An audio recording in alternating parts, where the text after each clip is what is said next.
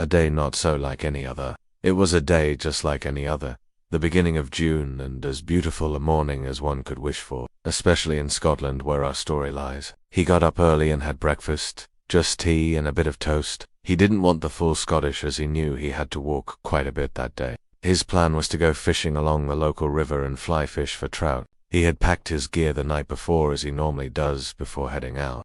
The day's fishing would take him to an area that was down in the glen, and quite tricky to get down to the water, but him being in his early 40s and relatively fit, it was doable. Once organized, he sets out from his house and walks the 20 minutes or so to the top of the field. Checking his gear, he slowly makes his way down into the glen. In this particular part of the river, it's not difficult to get down or back up from this point. However, the river at this time of year is not wide and one can easily wade across or go upstream. His plan was to fish the river walking upstream, and in doing so the glen becomes deeper and the only way out is to stay where he is or walk the 3 miles upstream till the glen becomes less steep. After checking the water levels, he was confident that he could carry on with his plan. He starts off slow at first, fishing the well-known parts of the river. He knows these spots as Hayes fished here, man and boy.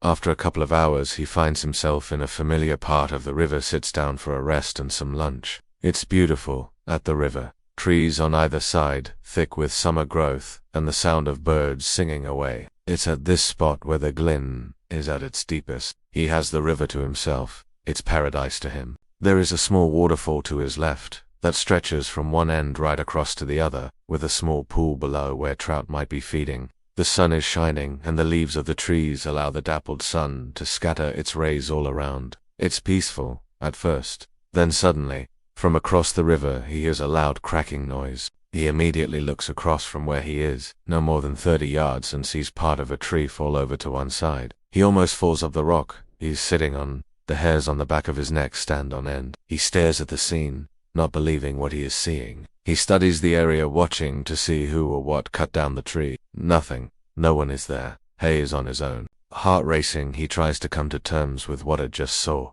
Sun is still shining, birds singing, no wind, a calm, perfect day. Even had there been a strong wind, being in the glen, the wind would pass overhead. 10 minutes or so pass. He plucks up the courage to investigate. Gathering his gear, he sets off, crossing the top of the small waterfall to the other side. He gets to the tree and can't take in what he sees. About 12 feet up the tree is fine, then the rest of it is lying over, still attached by the bark. The wood is fresh, he can smell it. Smells of banana, so no rot in this tree. He reckons about 20 feet of this tree is lying on its side, but still attached. To him it's like someone had grabbed the tree at this point with both hands and snapped it like a twig. Again his hair stood on end and he felt his blood run cold. It was time to leave. He continues on upstream, periodically looking over his shoulder to see if anyone or anything was following.